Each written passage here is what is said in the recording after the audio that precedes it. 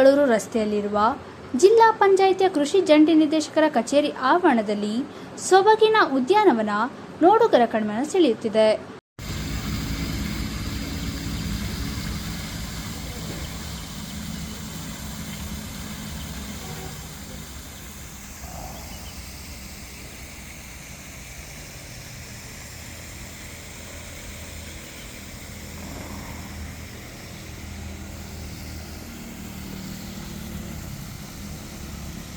ವಾಹನಗಳನ್ನು ಎಲ್ಲೆಂದರಲ್ಲಿ ನಿಲ್ಲಿಸಿ ಬರಡು ಆಗಿದ್ದ ಭೂಮಿಯನ್ನು ಕೃಷಿ ಇಲಾಖೆ ಅಧಿಕಾರಿ ಸುಜಾತರವರ ಪರಿಸರ ಪ್ರೇಮ, ಕೃಷಿ ಇಲಾಖೆ ಅಧಿಕಾರಿಗಳ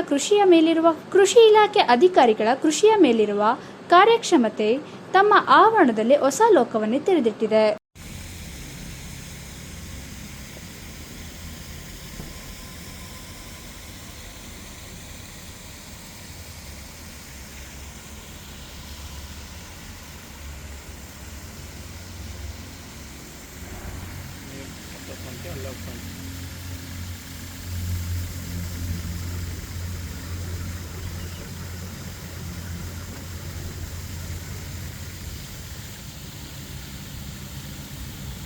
ಕಲ್ಲು ಬಂಡೆಯ ಮೇಲಿಂದ ಜುಳುಜುಳು ಹರಿಯುವ ನೀರಿನ ಸದ್ದು, ಆಹ್ಲಾದಕರ ತಂಗಾಳಿ, ಇನ್ನು ಸ್ವಲ್ಪ ಹೊತ್ತು ಇಲ್ಲೇ ವಿಶ್ರಾಂತಿ ಪಡೆಯೋಣ ಎಂಬ ವಾತಾವರಣ ನಿರ್ಮಾಣ ಮಾಡಿದೆ.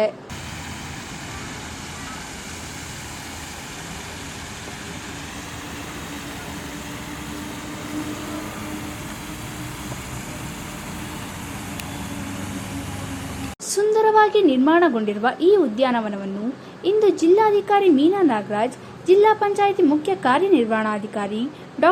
ಗೋಪಾಲಕೃಷ್ಣ ಉದ್ಘಾಟಿಸಿ ಕೃಷಿ ಇಲಾಖೆಗೆ ಮೆರುಗು ನೀಡಿದರು.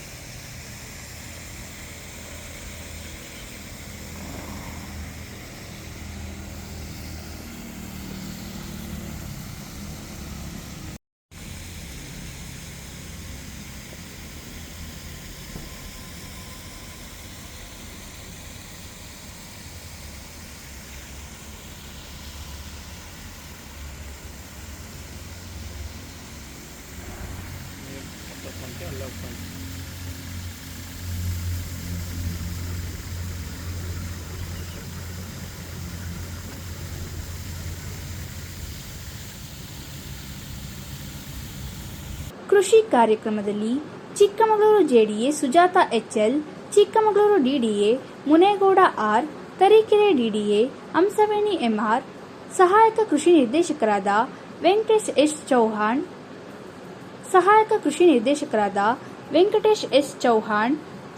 ಕೃಷಿ ನಿರ್ದೇಶಕರಾದ ಟಿಜಿಎಸ್ ಪಾಟೀಲ್ ಉಪಸ್ಥಿತರಿದ್ದರು.